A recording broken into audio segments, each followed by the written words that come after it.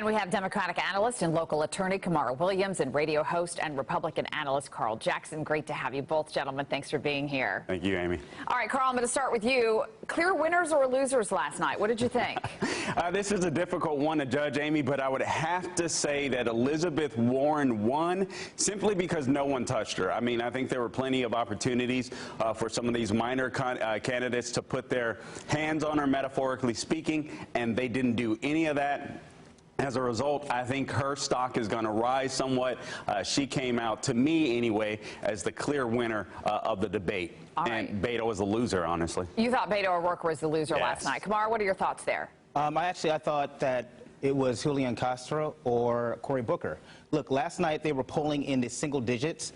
I think you saw from even Julian Castro when he went after Beto, he actually raised his profile to the average American political voter who actually forgot about him.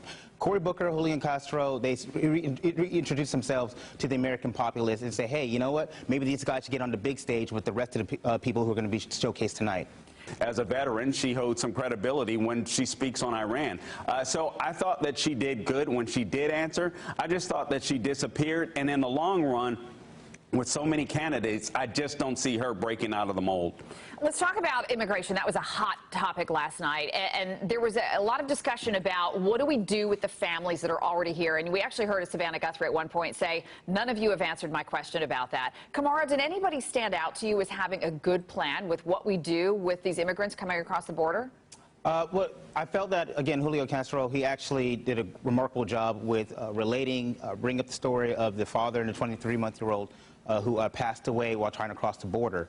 Unfortunately, with immigration, it's a substantive issue that's going to require longer than maybe a 2-minute political debate. I thought that Julian did a great job. I thought that...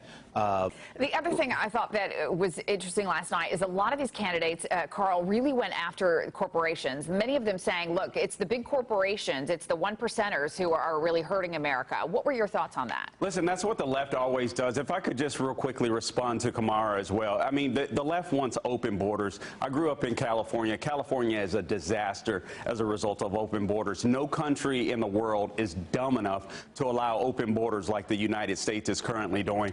So if you want your country to be destroyed, don't build a wall. Keep those borders open. That story with with the father and the child is a tragic and sad story. But we shouldn't hear stories like that, and we shouldn't have to, and we wouldn't hear stories like that if we would build a wall and if we would stop this illegal immigration. It's just crazy. As far as corporations are concerned, this is what the left does. They demonize success, and therefore you won't get success. The reason why President Trump and the economy is doing so well under him is simply because he gets the simple concept that you have to have consumer confidence in the markets. If one of these people become president, expect the economy to tank. Kamara, one of the things that struck me last night I thought was interesting is I can't remember which candidate, but one of them said, well, look at the CEO of McDonald's. He makes 2,000% more than somebody who is slinging hash. And I thought, well, yeah, he's the CEO of McDonald's. Did that strike you as being odd, or what were your thoughts there? Well, even to respond to Carl, I was actually worried if going in this morning if Carl actually was going to watch the debate or watch a portion of it and then going with political talking points. It actually was true to form. I mean, yes, we talked about CEOs making more than average Americans. That's not a talking point. They demonize Carl, CEOs. Listen, let me just get this out. Average Americans are looking at their finances. Yes, the market might be doing well, but you and I know, I mean, you're a lot more educated than most people to say that, hey, listen, the market displays spending, not necessarily what you're doing in your pocketbook, not necessarily what you're showing in your actual finances. And that is a real conversation that a lot of people are going to say within the last 4 years.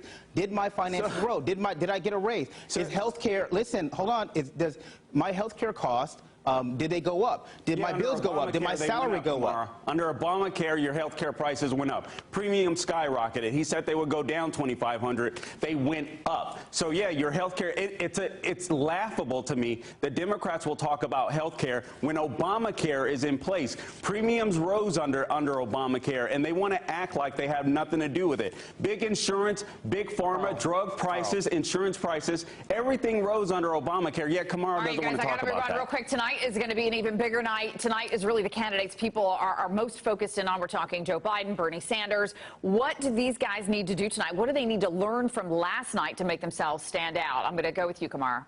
I just think they need to actually move the needle. Running for president actually is a sales pitch.